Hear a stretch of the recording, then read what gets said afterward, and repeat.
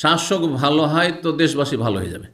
শাসক দেশে বড় দুর্নীতিবাজ, তখন প্রত্যেকেই দুর্নীতিবাজ, যে যেখানে পাচ্ছে শুধু লুটে খা। বুঝতে পারছেন না?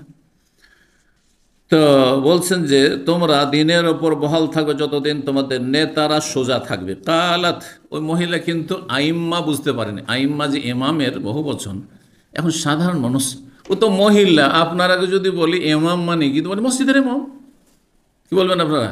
মসজিদের এমাম। মসজিদের এমাম আর দেশের এমাম, এমাম তো এরকম। কিন্তু কয়জন জানে যে দেশের শাসককে, হ্যাঁ, দেশের রাষ্ট্রপতি, প্রধানমন্ত্রী, রাজা, খলিফা, তাকে ইমাম বলা হয়, ইমামুল মুসলিমিন, মানে দেশের ইমাম। ও গোটা দেশের ইমাম।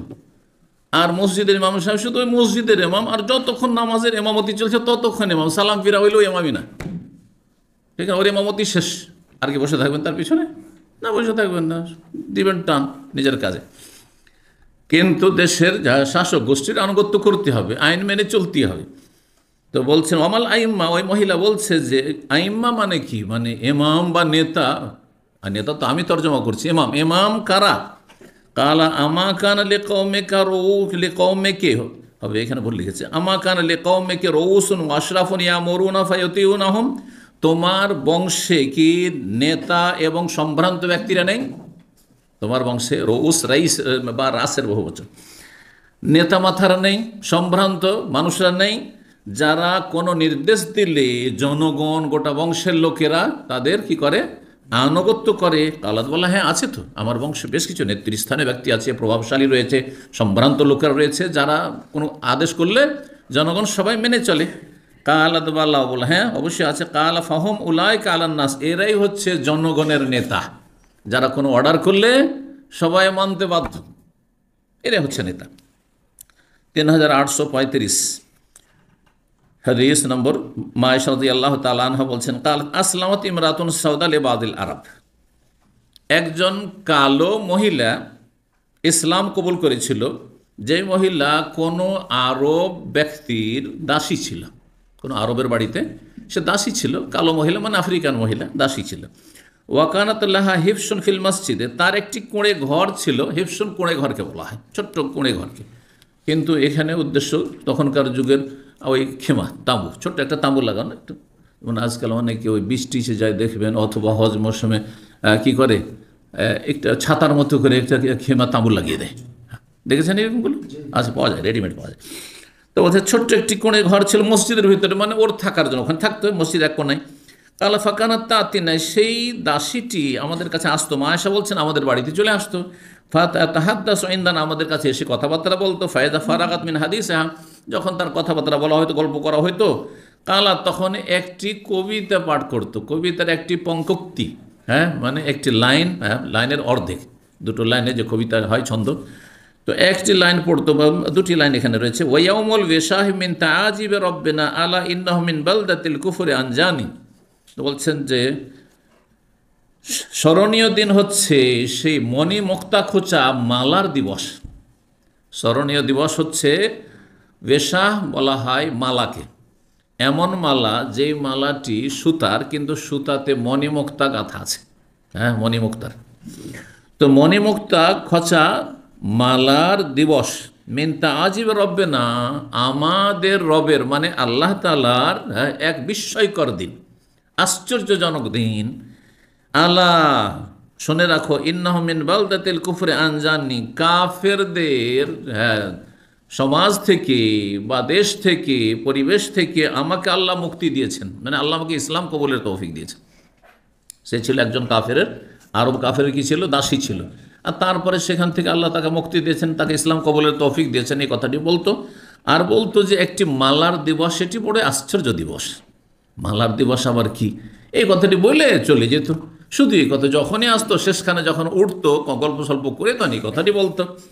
ফালামা আকসার, মা আয়েশা বলছেন যখন খুব বেশি বেশি এই কবিতাটি পাঠ করে, প্রতিদিন এটা বলতে থাকে, তাহলে তাহলে আয়েশা রাদিয়াল্লাহু তাআলা তাকে বললেন, ওমা ইয়াউল ওয়াশাহ, এই মালার দিবস আবার কি জিনিস? মালার দিবস তো তোমার বুঝলাম না। তাহলে তো মহিলা বলল, খারাজাত জুয়াইরিয়াতুন লিবাযি আহলি ওয়া আলাইহা ওয়াশাহুন মিন আদম, একটি বালিকা, জারিয়াতুনের তাসগীর হচ্ছে ছোট্ট বালিকা, মানে না বালক, 2-3 বছর 4 বছরের, ছোট্ট বালিকা আমার পরিবার মানে আমার মনিবের যে পরিবার, সেই পরিবারের বাড়ি থেকে বেরিয়েছিল। সেই সময় ওয়ালিহা ওয়েশাহুন মিন আদম, তার গলায় একটি মালা ছিল মণিমুক্তা খোঁচানো। আদম চামড়ার সে বেল্ট ছিল একটি, হ্যাঁ আদম চামড়াকে বলা হয় চামড়ার বেল্ট, আর চামড়ার বেল্টে মণিমুক্তা খোঁচানো রয়েছে। এইরকম যেমন আমাদের মা খালা দাদি নানির যুগে তাবিজ ব্যবহার করত, তখন আজকালকার মতো চেন আর এ নেকলেস মালা টালা ছিল না, খুব খুব কম ছিল। হ্যাঁ কি ছিল? বড় বড় তাবিজ, 9টা বা 10টা 11টা 12টা 13টা তাবিজ, হ্যাঁ যখন বিয়ের সময় শ্বশুর বাড়ি থেকে মেয়েরা পেত, আর এগুলো ব্যবহার করতো, তখন ওগুলো কিসে গাঁথা থাকতো? সুতায় গাঁথা থাকতো। তো এখানে ওই চামড়াতে খোঁচানো ছিল মণিমুক্তা। মণিমুক্তা অনেক দামি জিনিস, কিন্তু চামড়াতে খোঁচানো থাকতো, আর চামড়া একটা বেল্টের মতো যেমন থাকে সেটা মালার মতো ব্যবহার করতো। ফাসাকাতা মিনহা, ওই মেয়েটির গলা থেকে ছিঁড়ে পড়ে গেছে মালাটি। ফান হাত্তাত আলীর হদে, যেমনই ছিঁড়ে পড়েছে তখন একটি চিল, হ্যাঁ সেটার ওপর একবারে ঝাঁপিয়ে পড়েছে। আর ওয়াহিয়া তাহসিবুল্লাহ মান, ভেবেছে যে এটি, সেই চিলটি ভেবেছে এটা গোস্তের টুকরো, কারণ সেটি চামড়া, যেহেতু চামড়া রঙ আর গোস্তের রঙ হ্যাঁ কাছাকাছি, তো ও গোস্ত মনে করে সেটাকে ছোঁ মেরে নিয়ে, যেমনই গলা থেকে ছুটে পড়েছে চিল, সেটাকে কী করেছে? ছোঁ মেরে নিয়ে পালিয়ে চলে গেছে। আখাজাত, সেই চিলটি তো নিয়ে পালিয়ে চলে গেল। ফাত্তাহামুনি বেহি, তখন ওই বাচ্চা যখন বাড়িতে গেছে দেখছে যে গলায় মালা নেই, আর বাইরে ছিল ওই মেয়েটি, আপনার ওই দাসী। তখন ওই দাসী বলছে ফাত্তাহামুনি বেহি, আমাকে অভিযুক্ত করলে যে আমি চুরি করেছি, আমি মালা চুরি করেছি। গরিবের ওপরই কিন্তু এরকম বোঝাগুলি পড়ে।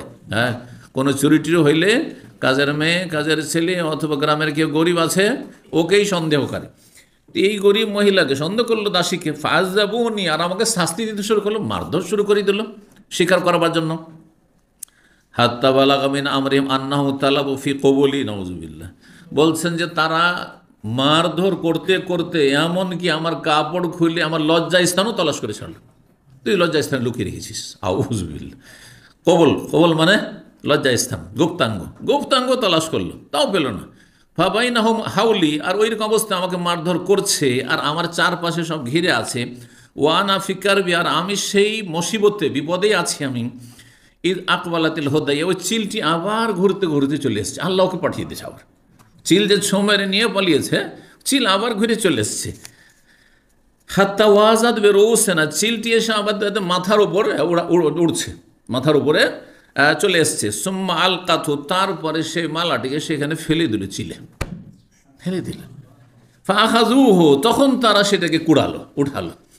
ফাকুলতুল্লাহ, তখন আমি বললাম, ওই দাসী বলছে, তখন আমি সেই মালিকের পরিবারের ওই জালেমদেরকে, যারা আমাকে মারধর করছিল আর শাস্তি দিচ্ছিল, তাদেরকে বললাম, হাযাল্লাযী ইত্তাহামতুমুনি বিহি, এই অপরাধে আমাকে অভিযুক্ত করেছ তোমরা। ওয়া আনা মিনহু বারিয়াতুন, অথচ আমি একেবারে নির্দোষী, তোমরা দেখতে পেলে। এখন চিলে নিয়ে গেছে, আর আমার নাম দিয়ে আমাকে এইরকমভাবে শাস্তি দিচ্ছ, আর আমাকে এইভাবে পদস্থ করছো, আর কষ্ট দিচ্ছে, মারধর করছো।